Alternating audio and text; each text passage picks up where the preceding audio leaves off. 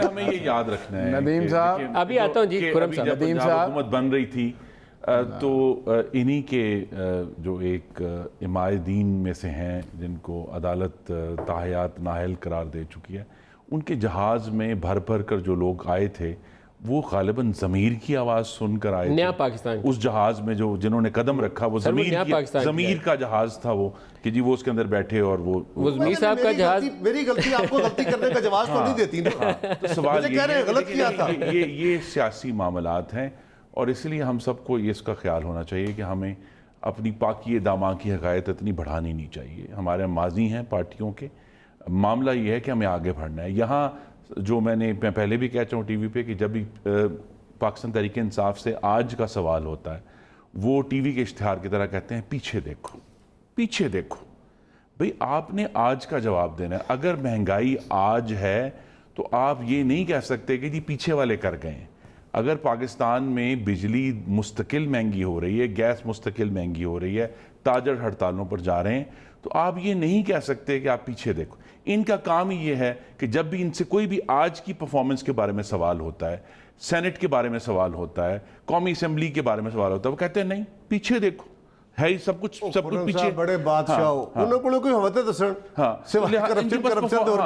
इनके पास परफॉर्मेंस दिखाने के लिए नहीं है। मसलन आप ये देखें कि कल जो हैं वो कराची में बहुत पानी आया, उन्होंने कहा जी बड़ी परफॉर्मेंस सिंध हुकूमत की। क्या पंजाब में खराबी नहीं हुई? हमारे शहरों में खराबी नहीं हुई? पंजाब भी डूबा रहा है, पंजाब के बड़े शहर भी डूबे रहे हैं। तो सवाल तो इनसे होगा ना कि जनाब जो इंफ्रास्ट्रक्चर बनाकर देके गए थे आप उसको मेंटेन भी नहीं कर पाए।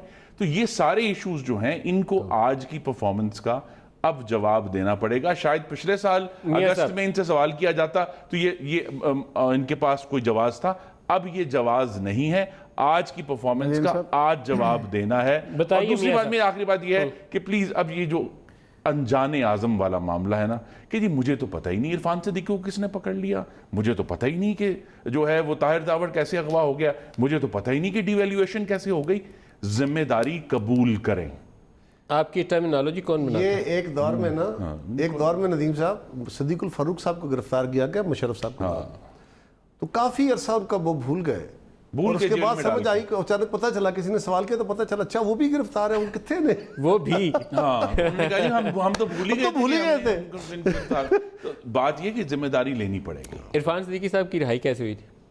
जी मैं यही तो बात, उनकी गिरफ्तारी भी इंतहाई गलत थी। गिरफ्तारी तो मजे की कहानी थी, रिहाई कैसे हुई? लेकिन रिहाई उससे भी ज्यादा गलत तरीके से हुई है। लिहाजा आप देखें ना, अब मैं ऑडियर कह नहीं सकता नहीं कि वो रिहाई के लिए जो कानून तोड़ा है आपने, वो एक नया कानून तोड़ दिया। तो देखिए ना जी, अब जब इस तरह के पे दर पे वाकयात होंगे तो फिर ये नहीं कह सकते कि जी कानून इस तरह का था, वैसे कानून था। बात यह है कि आप अगर कहते हैं कि जनाब देखें जो है जेल में जो है बी क्लास नहीं होनी चाहिए, तो आप कानून बदल देते। लेकिन आप वॉशिंगटन बैठकर जब ये कहेंगे, और मैं फिर ये सवाल पूछूंगा कि जब इमरान खान साहब 2007 में डीजी खान में चंद दिन गुजारे, क्या उन्होंने बेटर क्लास अवेल की या नहीं की? क्या वो आवाम कादी के साथ बैठे? नदीम साहब ये जरूर पूछेगा कि असिस्टेंट कमिश्नर अपना फैसला रिव्यू कर सकता है, सेशन जज कर सकता है, हाई कोर्ट कर सकती है, सुप्रीम कोर्ट के पास है रिव्यू करने का, वो भी लिमिटेड था, एक रिव्यू होता है। असिस्टेंट कमिश्नर या मजिस्ट्रेट अपना फैसला खुद रिव्यू करके आप ये मियां असलम इकबाल साहब बता सकते हैं सर, मैं तो बोला तो सर ये जो कानून तोड़ना पड़ेगा। रिहाई इरफान सिद्दीकी की इतनी मज़हका खेज है, अगर आप उसकी तफसीलात सर शुक्र करें बाहर आ गए।